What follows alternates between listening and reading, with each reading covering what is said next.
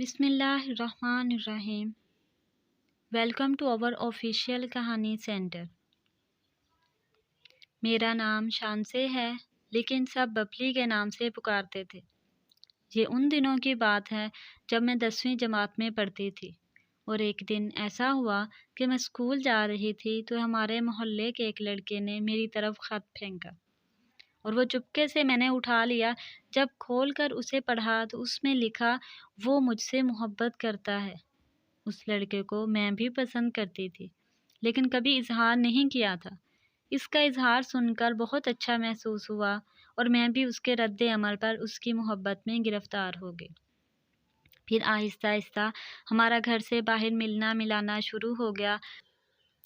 روز اب ایسا ہونے لگا، کالج سے نکلنے کے بعد اس کے ساتھ اپنا وقت گزارنا، کبھی پارک، کبھی ہوٹل، ایسی جگہوں پر ہم ملتے رہتے تھے۔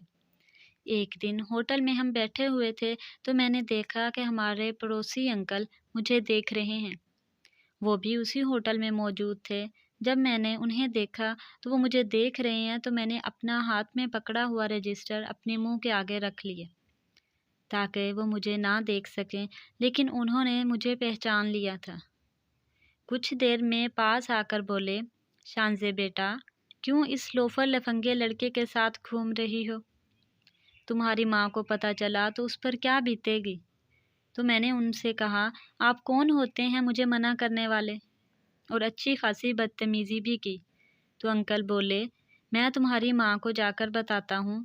میں نے انہیں کہا، امی کیا، کسی کو بھی جا کر بتائیں، مجھے نہیں ہے کسی کی بھی پرواہ۔ اس وقت غصے میں نے ان کو کافی سنا دی، لیکن بعد میں مجھے احساس ہوا کہ میں نے جو کہا وہ بالکل غلط ہے۔ اس دن جب گھر پہنچی تو میری شکایت میری ماں کے پاس پہلے ہی پہنچ چکی تھی۔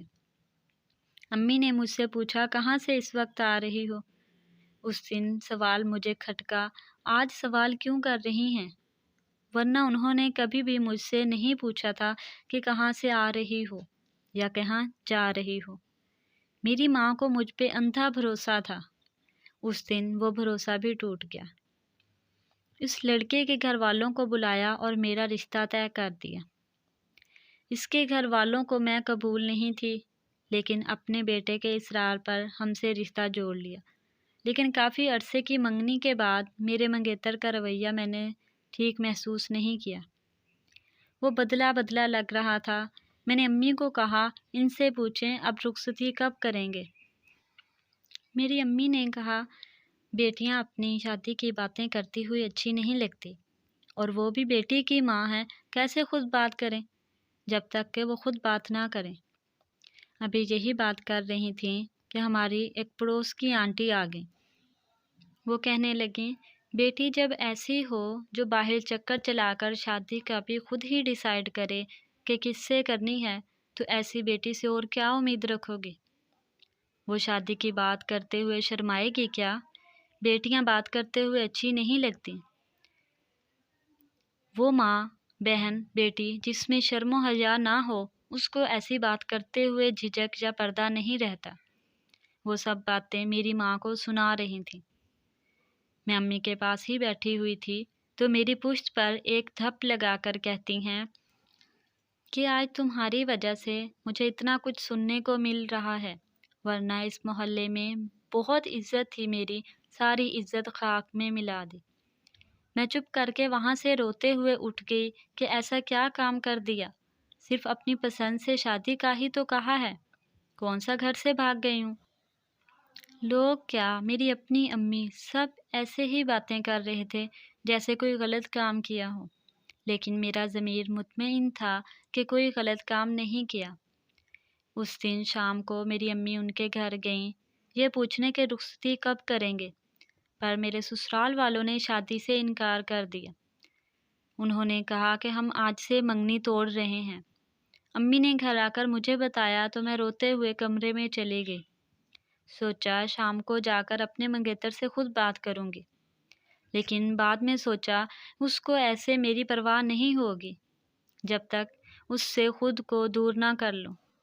گھر میں گندم میں رکھنے والی گولیاں پڑی تھیں، وہ میں نے اٹھائی اور امی کو کہا کہ ان کو جا کر بتا دیں کہ میں اب مر جاؤں گی ان کے بیٹے سے دور جا رہی ہوں، یہ کہہ کر میں اپنے کمرے میں گھس گئی اور میں نے زہریلی گولیوں کو اپنے زبان پر تھوڑا سا لگا کر باقی گولیوں والی ڈبی خالی کر کے اپنے بیڈ پر ہی رکھ دی، ساتھ اور وہ گولیاں کسی اور شاپر میں ڈال کر دراز میں رکھ دی۔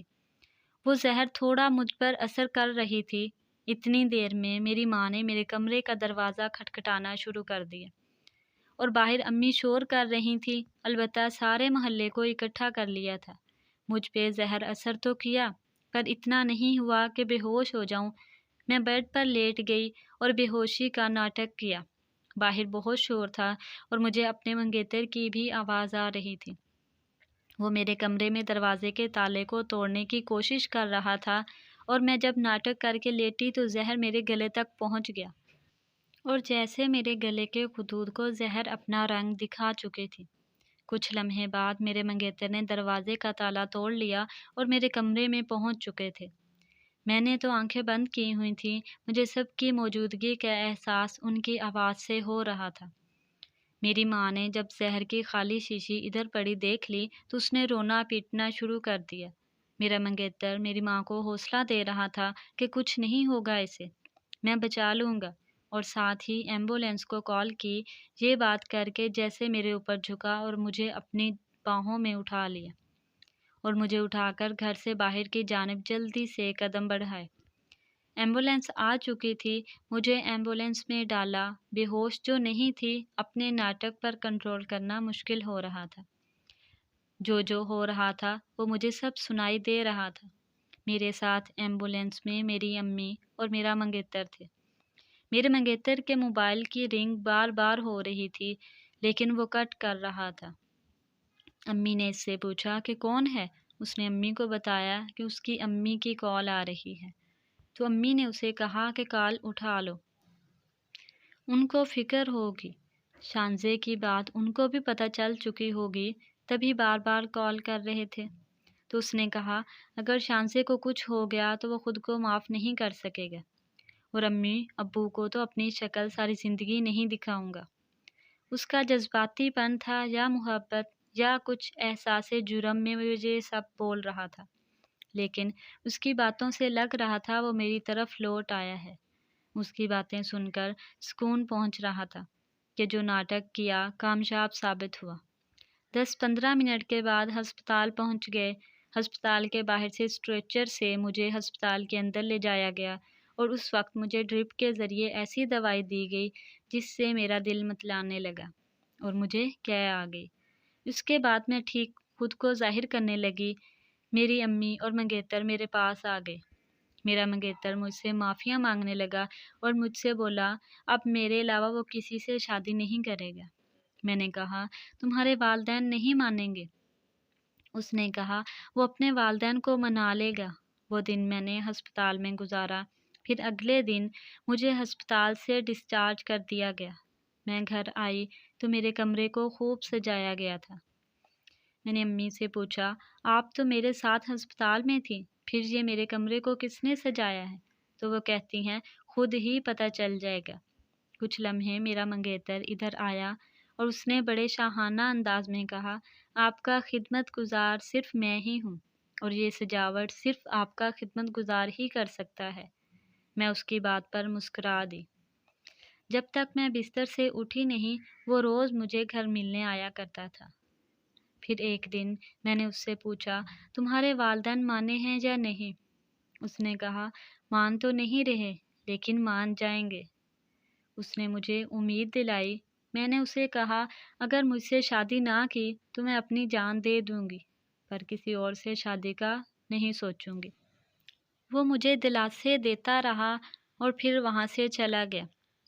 ایک دن اس نے امی کو آ کر کہا کہ اس کے والدین نہیں مان رہے، وہ نکاح خواں اور گواہ لے کر آتا ہے، اپنی بیٹی کا نکاح مجھ سے کروا دیں۔ میری امی نے اس کی بات سن کر انکار کر دیا۔ وہ اپنی بیٹی کو شادی ایسے گھر میں نہیں کریں گی جہاں ان کی بیٹی کو سسرال والے قبول نہیں کریں۔ میں نے امی کو اپنے کمرے میں بلایا اور اس وقت منگیتر کو بولا کہ شام کو آنا، ابھی ادھر سے چلے جاؤ، میں امی کو منا لوں گی۔ امی سب سن رہی تھیں، کیا مجھے منا لے گی؟ میں نے ان سے لاڈ کرتے ہوئے کہا، میری پیاری امی جان، آپ کو اپنی بیٹی کی خوشیاں عزیز نہیں ہیں؟ ذرا ایموشنل کیا اور بولا، اس دن ان لوگوں نے اتنی بےعزتی کی، شادی کر کے جاؤں گی اس گھر میں تو بدلہ لوں گی نا۔ پلیز مان جائیں، میں آپ کو تو خوش ہو جانا چاہیے، آپ کی بیٹی کو اتنا پیار کرنے والا شوہر ملنے جا رہا ہے۔ امی کو آخرکار منا ہی لیا۔ میں نے اپنے منگیتر کو کال کی، شام کو گواہ اور نکاح خواں لے کر آ جائیں۔ امی مان گئی ہیں۔ وہ میری بات سن کر خوش ہوا اور میں نے پارلر والی گھر ہی بلا لی جو مجھے تیار کر دے۔ یاسر میرے لیے کپڑے اور جوتے اور دیگر اشیاء شام ہونے سے پہلے ہی دے گئے تھے، اور پھر میں تیار ہونے لگی۔ جب پارلر والی مجھے تیار کر چکی تو میں نے خود کو آئینے میں نظر بھر کر دیکھا۔ مجھے لگ رہا تھا خود کو خود ہی نظر لگا دوں گی، اتنی حسین لگ رہی تھی میں۔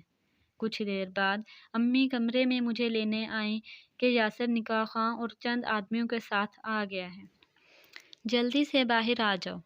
امی نے مجھے پیار بھری نظر سے دیکھا اور بولا، ماشاءاللہ بہت پیاری لگ رہی ہو، اللہ تعالیٰ میری بیٹی کے نصیب بھی اتنے ہی پیارے کرے، اور آمین بولا۔ میں نے بھی آمین بولا تو امی کے گلے جا لگی، کیونکہ ہماری کل کائنات ہماری ماں بیٹی ہی کی تھی۔ مجھے باہر لے جایا گیا اور نکاح خواں کے سامنے بٹھایا گیا۔ میرے ساتھ یاسر بیٹھے تھے اور گواہوں کی موجودگی میں میرا اور یاسر کا نکاح ہو گیا۔